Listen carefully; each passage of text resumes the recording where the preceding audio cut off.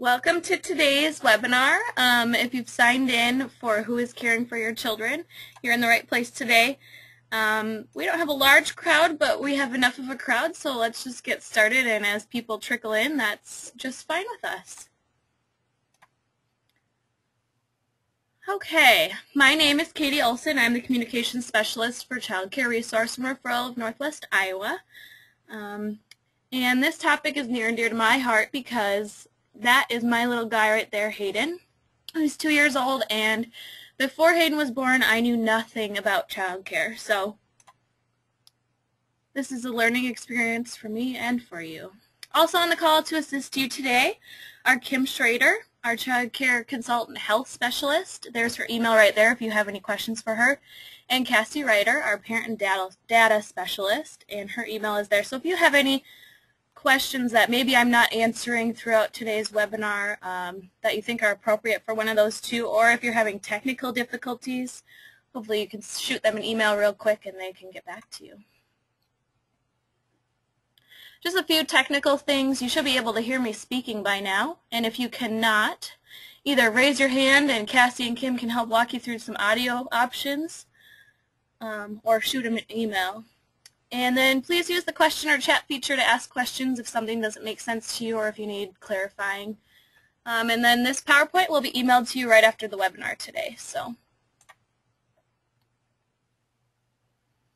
all right, so can you raise your hand or shoot us a chat comment? Raise your hand if you have children of your own that are in a child care setting of some type while you are at work. See some hands going up. And that's okay if they're not. All right. All right, so now can you raise your hand if you know someone who has children in a child care setting of some sort? This should be all of you. Hopefully we get 100% of you to raise your hand. All right, so just to give you an idea, each day across Iowa, an estimated 70% of Iowa's children under 6 years old get dropped off at early child care or education while their parents are at work. So that's 1 in 7 kids. That is quite, or I'm sorry, not 1 in 7, 7 in 10. Can't do math, that's why I do words.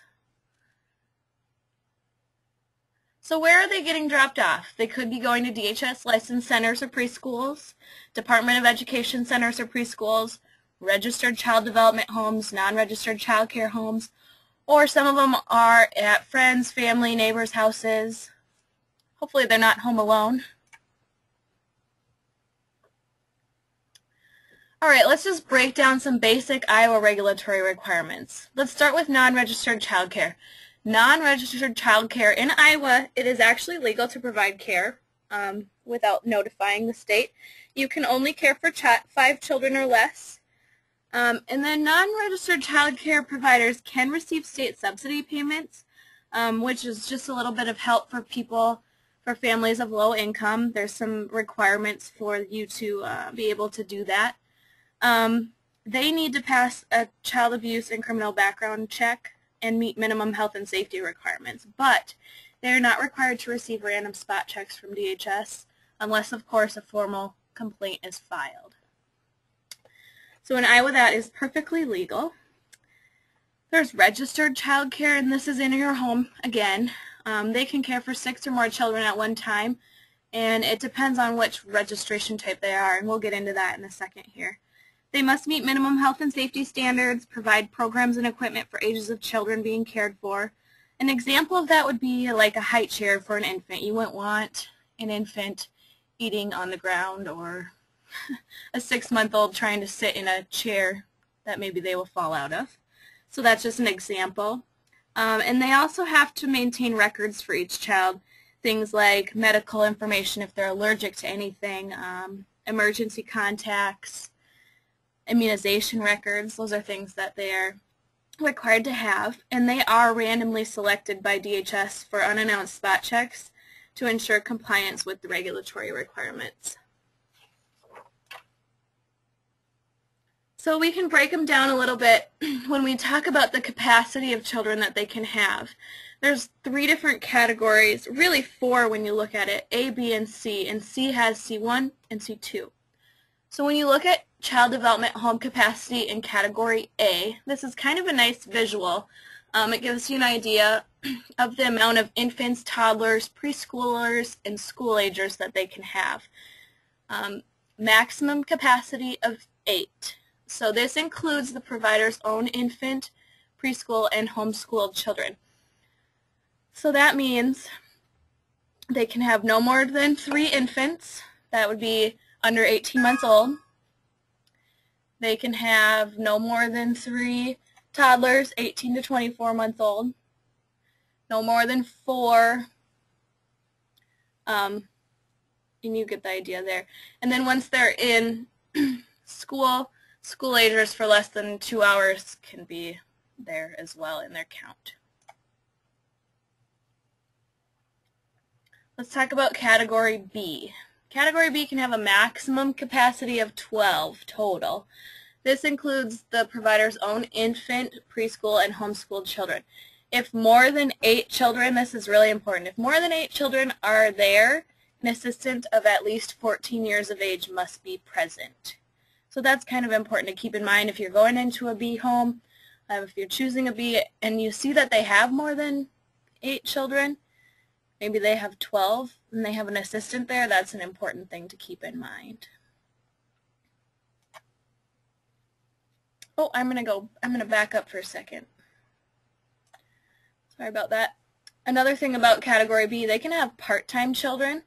Part-time children count for no more than 80 hours combined, and they can have 2 of them. As you can see in this pyramid, there's 2 children there. So then we get to category C, and this is where it gets a little bit tricky. Their maximum capacity at any one time is 16.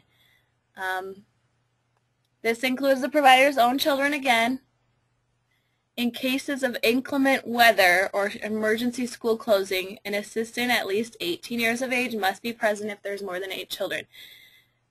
And that's in the category C. One provider can alone care for no more than 8 children, with no more than 3 less than 18 months old. So some category C providers choose to be just a C provider without an assistant, and that's just fine. There's others that choose to be what's called a C2, and that means they have a co-provider, is what they're called, and they meet all of the requirements that a B home would have to. So any questions there? You can raise your hand at any time or ask questions in the chat or question feature there if anything doesn't make sense to you.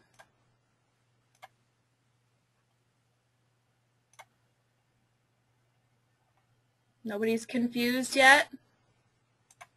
All right, nice. You guys must be up on your registration. All right, so let's talk about DHS licensed centers and preschools. There are tons of rules and regulations and licensing that DHS licensed centers and preschools have to follow. Their manual is a lot thicker than a home. Just a few things to note: they must maintain personnel records, staff ratios, child records. They have to have policies in place for health and safety, discipline policies, building standards, and food services. And then they must comply with minimum state standards and state fire marshal standards. So that's a key word, minimum. They are subject to random spot checks for DHS as well. Any questions about centers so far? So let's talk about ratios a little bit. Usually child care centers are licensed based on, their license can tell them how many children total they can have in their care, but they have to maintain ratios. And it looks like I have a typo there. It's not ration of staff, but it's ratios. So this chart kind of breaks it down. The younger the children are, the more adults have to be present. So that kind of gives you an idea. So what is quality? We talk about quality a lot when we're talking about childcare in our field. The dictionary defines quality as a degree of excellence or a distinguishing attribute. So in Iowa, how do we identify quality? Can we just look at somebody and say, yep, they're quality? Not really. There's a few things that you can look for. For childcare providers that are registered homes, they can go through a 25-hour series course through us to make small business improvements and incorporate them into their program, and it's called ChildNet. Once they complete that 25-hour series, they're eligible to become certified. And just part of that, a consultant comes in and makes sure that what they learned in class is what they're actually implementing into their practice. And they renew that every 2 years. So that's one thing you can look at when you're looking at a child care home. And then QRS. This is an acronym that we use very frequently. Most providers by now in Iowa are familiar with the QRS program. It's Iowa's quality rating system. So just like a five-star hotel means high quality, so does a child care program. You wouldn't go to a hotel maybe that is no stars. I hope you wouldn't for child care either, but it's a voluntary program. So just because a program isn't participating in QRS doesn't mean that they aren't a quality program. They've just chosen not to participate. So what do the stars mean? 1 star means that the program meets the Iowa standards for licensing and registration. And just a sidebar, I don't know if I said this, QRS is for both homes and child care centers. So 2 stars, the program has made steps toward improving the quality of care that they're providing. And then 3 to 5 stars is based on a point system. And there's categories that you can see there: health and safety, environment, family and community partnerships, leadership and administration, and professional development. And there's different points in those categories that we look for, and based on the amount of points is how many stars you can get. So that's basic, very simple QRS. QRS is a very complex program. We don't just go out and look at everything and say, yep, you get 5 stars. It's a process for child care providers. And it's a great process if they choose to participate in it. The last thing is accreditation. Programs can become nationally accredited. Accreditation is also a very tough process for them. It requires them to meet a very specific set of standards. And these are just a few of the different organizations that you can be accredited from: the National Association of Education of Young Children, the National After School Association, the National Association of Family Child Care. There's a few more out there that too many for me to list off. So why should you care? Programs that choose to participate in ChildNet, QRS, accreditation, it shows their dedication and commitment to provide quality child care, and they are continually working on improving the quality of care. So your kids are going to these programs and they are continually changing things to make it a better quality of care. So let's talk a little bit about the difference between a child care professional and a babysitter.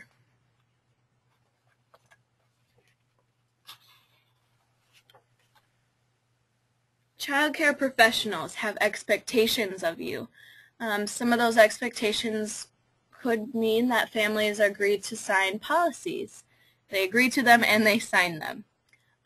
They guarantee a number of hours per day or per week.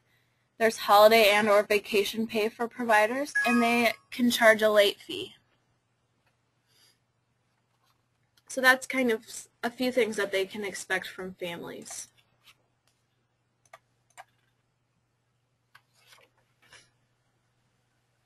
Contracts. So those things that you get to sign. Sometimes things in contracts include the days of the week or the hours of each week that the program is open. What are their payment requirements? Do they require you to pay weekly? Do they require you to pay bi-weekly, monthly? What is it? which holidays and vacations are allowed for you to take as a family, or vice versa. Does the program close down for certain holidays? Do they have vacations? And usually attached to that contract is an agreement to follow policies. So that's usually something you sign and turn back in.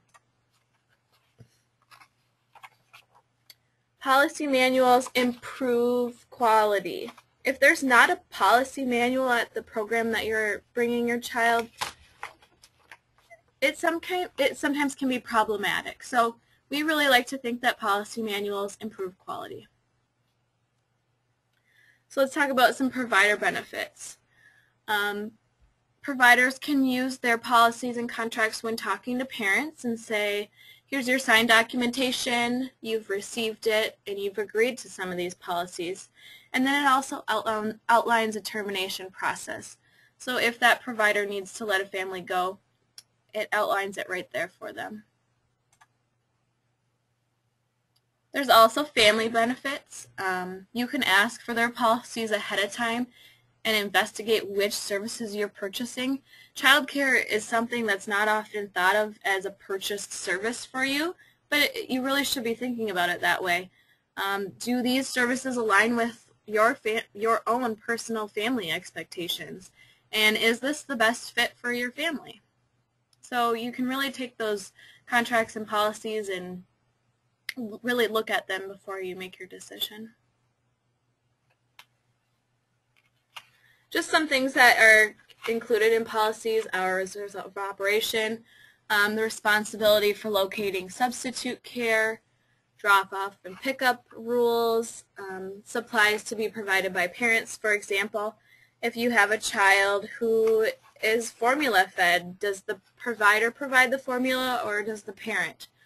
Diapers are always another thing that are often on there. Does the provider provide diapers or is the family required to bring that in? Sometimes in the summer we've seen snacks that in the summertime kids for some reason maybe like to snack more often. So is it the parent's responsibility to bring an extra snack for that child? Those are just a few examples. Transportation guidelines can be included, and they should be. A lot of times we see child care homes that don't have transportation guidelines.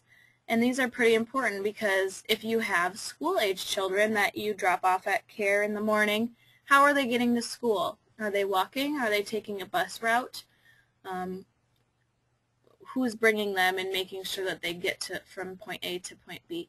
And then again, the termination policy. Do you have to let the program know that you're going to be leaving care and finding somewhere else? And if so, how many days do you have to notify us? Vice versa, it goes the same way. So what else to look for during your search? Some more things that kind of protect families. You can look for the provider qualifications, and that could be home or centers. You know, is the home provider, do they have a college education? Do they have a GED? What is it that makes them qualified to provide care? And the same goes for a center. Do they have center staff that are qualified to take care of your children during the day? The daily schedule. Do they have a daily schedule? You know, do they follow a routine for your child? What time do they eat meals? What time do they eat snacks? Emergency planning information is very important and something that we see that gets missed quite a bit. If there's an emergency, what is their plan? Say we just had a town near us in northwest Iowa that had, I believe it was just a gas line leak, but the town was informed that they needed to evacuate. So which child care centers and homes in the area, what did they do? Where did they bring the children so that all the parents knew? And in that particular incident, all of those homes and centers had those plans in place, so the parents knew exactly where their children were going to be. And then, do they accept state child care subsidy? So the most important part to keep in mind is that you are the expert when it comes to deciding what's best for you and your children. Remember that it's okay to be choosy. Trust your instincts. Visit with a provider first. Ask questions. This is probably one thing that parents don't always do. Don't be afraid to ask questions. If the provider avoids it, then that's a red flag for you. Observe children that are there and then ask for parent references. They're going to be able to give you parents that are okay bringing their kids there, you know, and make sure that you call them and ask questions of them too, because maybe something the provider might not have told you that a parent can tell you, that they're great at something, because a lot of times child care providers are not always, you know, they're humble people. They don't say, you know, I'm great at child care, the kids love me. They don't always say that, so that's why it's a really good idea to get parent references as well. Any questions at this point? No? Alright, so just lastly, I want to go over Child Care Resource Referral has this great free program in that we can provide parent referrals. You can do that 2 different ways, by calling our 877 number, and that number is on your screen there, 877-216-8481, or you can go online to get your referral, iowacCCR&R.org. And if there's no other questions, that's kind of going to wrap it up for today. Organizers, do you have any other, Kim and Cassie, anything else that you guys would like to add?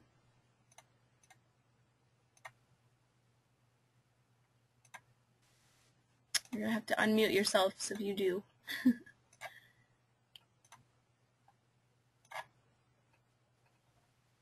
Kim, anything? I can't think of anything else, Cass. I can't think of anything else, Katie. Thank you. All right. Well, thanks for joining us on the call. Again, these are going to be emailed to you right after this webinar here. I'll do it. And thanks for joining us.